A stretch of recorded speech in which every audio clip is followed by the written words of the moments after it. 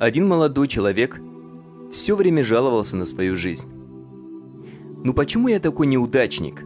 У других есть машины, квартиры, хорошее образование, а у меня жизнь проходит мимо, а ведь я молод и полон сил».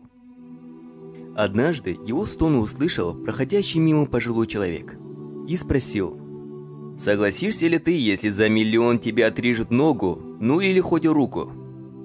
Приостановившись, спросил он: «Нет, конечно». «А глаз? Даже за 1 миллион не согласился бы», — воскликнул юноша. «Вот видишь, у тебя есть то, что не купишь и за 1 миллион, а ты стонешь и жалуешься на невезучесть и бедность. Научись правильно распоряжаться тем богатством, которое у тебя есть».